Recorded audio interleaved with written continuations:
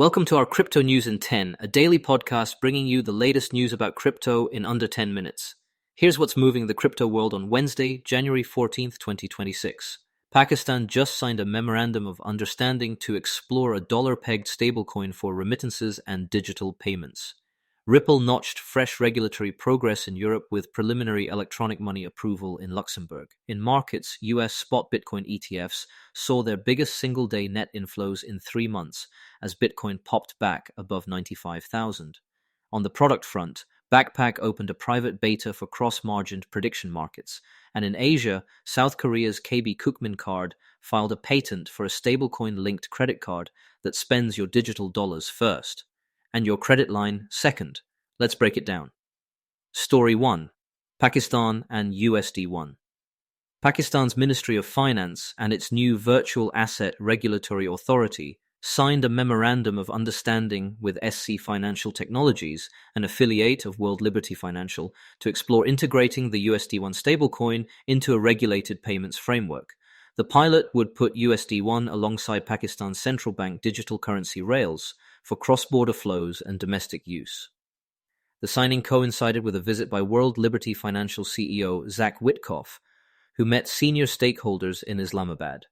It's one of the first state-level tie-ups for the Trump family-linked venture, and it underscores how stablecoins are being evaluated for remittances and foreign exchange efficiency in emerging markets.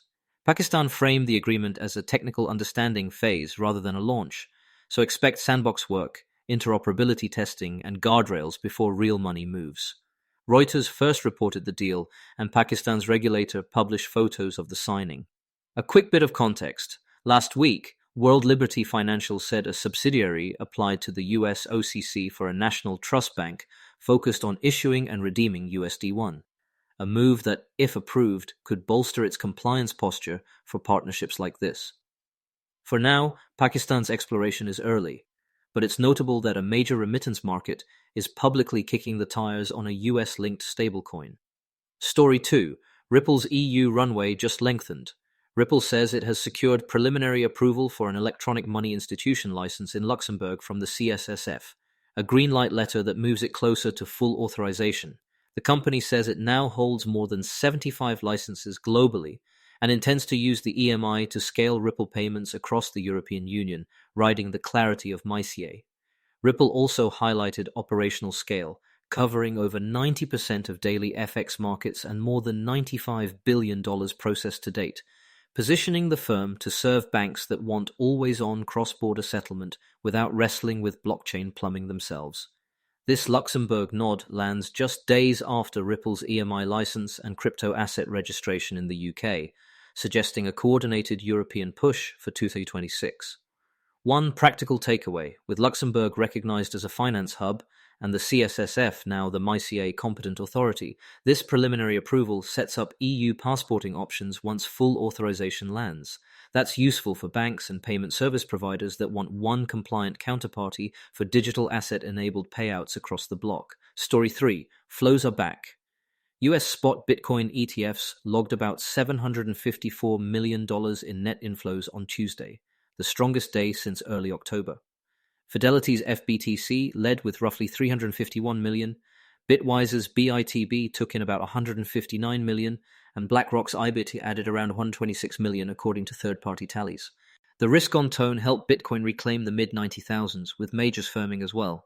For ETF watchers, that 3-month high in daily net buying hints that year-end de-risking may be fading, and institutions are redeploying. Price check while we're here. Bitcoin traded back above 95,000 earlier today as optimism around regulation and macro data supported sentiment. It's still below the October all-time high, but a few strong ETF days can change positioning quickly. Before we continue, here's a message from our sponsors. Need elite developers fast? Elite Coders connects you with rigorously vetted senior engineers in 24 to 48 hours. Staff augmentation, dedicated teams, or full project delivery, we've got you covered. Visit elitecoders.co to get started today. All right, let's get back to it. Story 4. Backpack's prediction markets, reimagined with cross-margin. The exchange, which has been building a vertically integrated stack across spot, perps, and lending, opened an invite-only private beta for its unified prediction portfolio. The idea is simple. Prediction markets typically wall off capital until an event settles. Backpack says it fixes that by letting traders deploy the same collateral across spot margin, lending, perps, and predictions, all inside one risk engine and one sub-account. CEO Armani Ferrante framed it this way: prediction markets are inefficient because capital gets stuck.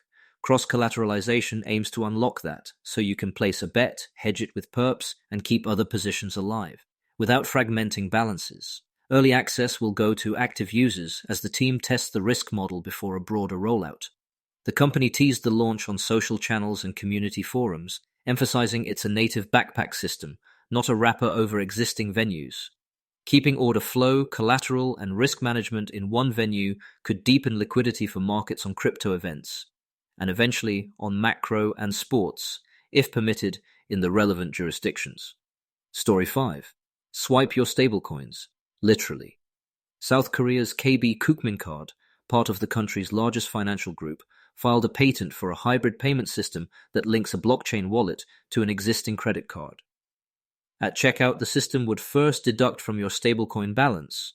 If it's short, the rest automatically routes to your standard credit line. No new card issued, same rewards and protections. The pitch is to slide stablecoins into familiar card rails without retraining consumers or rebuilding merchant acceptance. For issuers, it's a way to test real-world stablecoin spend while preserving interchange economics and chargeback frameworks. If the patent moves forward, watch two things: how South Korea's evolving stablecoin rules treat on-card conversions, and how issuers manage FX, settlement timing, and any volatility between wallet balances and card clearing. The direction is clear. Bridging Web3 money to Web2 rails is a 2026 theme. That's a wrap for today's rundown. We saw a sovereign explore a US-linked stablecoin for cross-border payments, Ripple secure a key EU approval, ETFs flash a 3-month inflow high, Backpack push prediction markets into a cross-margin stack, and a top Korean card issuer prototype a stablecoin-first swipe. Big picture. Stablecoins and institutional rails are converging, and product teams are retooling capital efficiency across the board. We'll keep tracking what ships next and how it hits your portfolio. Thanks for listening, and see you tomorrow.